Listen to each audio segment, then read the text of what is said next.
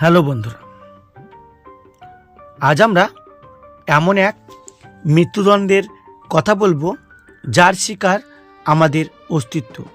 কল্পনা করুন, আপনার ঘরের দরজায় 1.8 বিলিয়ন বছরের পুরনো একজন প্রহরী দাঁড়িয়ে, যিনি দিনের পর দিন দিল্লি গুরুগ্রামকে বাঁচিয়ে রেখেছেন থর মরুভূমির ভয়াবহতা থেকে। আর এখন নিঃশব্দে আইন মেনে সেই প্রহরীর শরীরকে কুড়ে কুড়ে খাওয়া হচ্ছে। এটি শুধু পাহাড় নয়, ভারতের প্রাচীনতম সম্পদ আরাবলী পর্বত শ্রেণী। কিন্তু 20 নভেম্বর 2025 সুপ্রিম কোর্ট একটা রায় দিয়েছে। সেই রায় অনুসারে পরিবেশ মন্ত্রকের নতুন সংজ্ঞায় এই পাহাড়ের 90% এলাকাকে আর আরাবলী বলা যাবে না। 90% অর্থাৎ কোটি কোটি বছরের ইতিহাসকে মাইনিং এবং রিয়েল এস্টেটের জন্য অরক্ষিত করে দেওয়া হলো।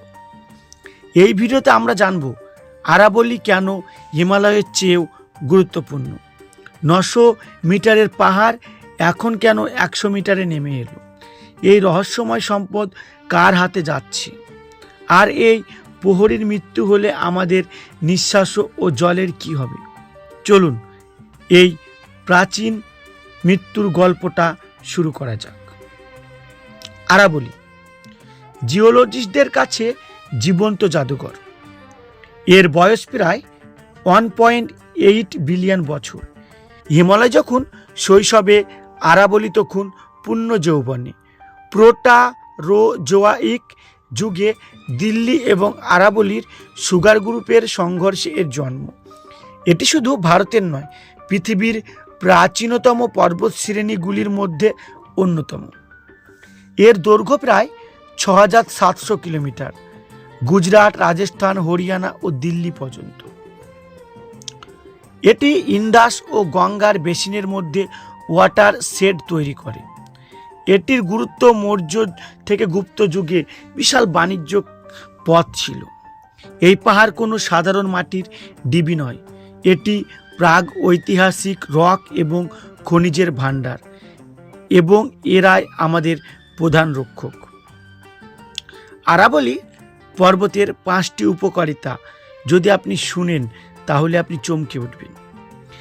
মরুভূমির ফিল্টার বলা হয় এই আরাবলীকে।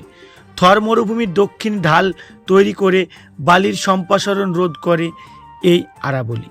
এটি না থাকলে দিল্লি এনসিআর এ স্ট্যান্ড ট্রমস অনিবার্য।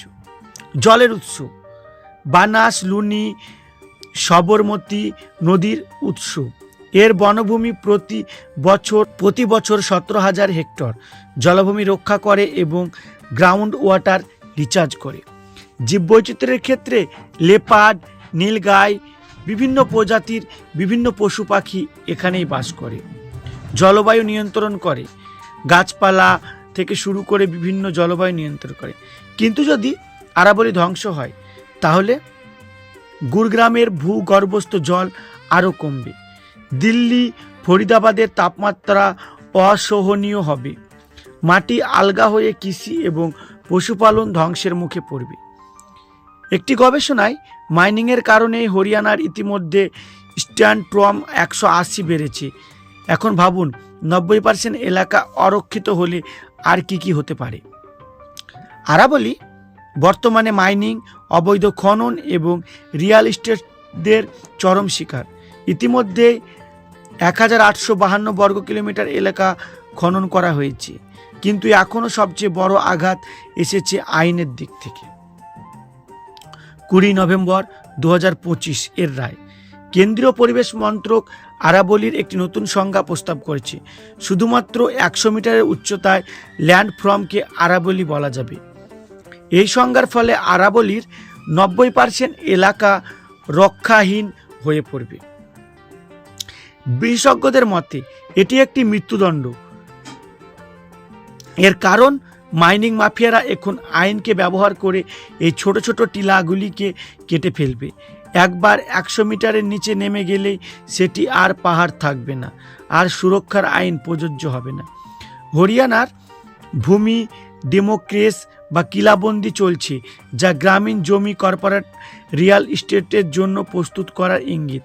সুপ্রিম কোর্ট লিজ বন্ধ রেখেছে, কিন্তু যে সংজ্ঞা তৈরি হলো তাতে ভবিষ্যতে ধ্বংস নিশ্চিত। এই ধ্বংসযজ্ঞের পিছনের কারণ কি? টাকা? আরাবলী 70টিরও বেশি খনিজ ভাণ্ডার, দস্তা, সীসা, রৌপ্য, মার্বেল, গ্রানাইট, এগুলি আজকের কনস্ট্রাকশনে বুমের জন্য সোনার খনি। কিন্তু এই সম্পদ যাচ্ছে কার হাতে? মাইনিং মাফিয়া, স্থানীয় রাজনৈতিক নেতা এবং কর্পোরেটদের একটি বিশাল শক্তিশালী নেটওয়ার্ক এর পিছনে। আর এটি দিল্লি এনসিআর সংলগ্ন এলাকার পরিবেশ বিধিনিষেধযোগ্য মুক্ত জমি মানে আকাশ ছোঁয়া লাভের আশায় এগুলি করছে। ভারতের জনগণ দূষণ, স্বাস্থ্যহীন জমি হারানো ছাড়া আমাদের আর কোনো লাভ নেই। রাজস্থান 301টি মেজর মিনারেল লিজ চলছে। রাজস্থানের 80% পর্বত এখানে, এবং ধ্বংসের লক্ষ লক্ষ মানুষের জীবিকা চলে যাবে। সোনিয়া গান্ধী এই পরিস্থিতিকে পরিবেশগত সন্ত্রাস বলে আখ্যা দিয়েছেন। জনগণের জন্য কোনো পুনর্বাসনা, কনজারভেশন ফান্ড বা কাজের ব্যবস্থা নেই। এই প্রাচীন প্রহরীর জন্য কি আমরা কিছু করার নেই? এই প্রাচীন প্রহরীর জন্য কি আমাদের কিছু করার নেই? বন্ধু, আছে। আইনি লড়াই। সুপ্রিম কোর্টের রায় পুরোপুরি নেতিবাচক হলেও এটি একটি MPSM তৈরির নির্দেশ দিয়েছে, যেখানে ম্যাপিং, EAI স্টাডিং এবং রেস্টারেশন থাকতে হবে। এই পরিকল্পনা বাস্তবায়নে আমাদের শেষ ভরসা। আরাবলী গ্রিন ওয়াল প্রজেক্ট ভারত সরকার কর্তৃক ঘোষিত এই 1400 কিমি লম্বা গ্রিন বেল্ট প্রজেক্টটি ডেজার্টিফিকেশন রোধ করার একটি বিশাল প্রচেষ্টা। এর কঠোর বাস্তবায়ন আবশ্যক। জনসচেতন।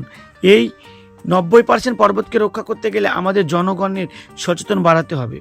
তো বন্ধুরা, আরাবলী শুধু একটি পর্বতশ্রেণী নয়, এটি আমাদের জল, বাতাস ও জীবন ধারণার প্রতিশ্রুতি। এটি নিশ্চিত হলে আমাদের প্রজন্মের ভবিষ্যৎ অন্ধকারে ডুবে যাবে। সরকার, কোর্ট, কর্পোরেট তাদের ভূমিকা পালন করছে, এখন আমাদের পালা। আমি আপনাদের কাছে একটি অনুরোধ জানাচ্ছি, এই তথ্যটি বেশি বেশি করে শেয়ার করুন, যাতে এই আরাবলীর ধ্বংসের কথা মানুষ জানতে পারে। একটি পিটিশন সাইন করুন, যাতে আমরা আগামী দিনে এই আরাবলীর জন্য লড়াই করতে পারি। কমেন্টে বলুন আপনার শহরকে বাঁচাতে আপনি আরাবলীর জন্য কি করতে পারেন। আরাবলীর নীরব কান্না যেন আইন ও অর্থের কাছে হেরে না যায়। পরের ভিডিওতে দেখা হবে। ধন্যবাদ।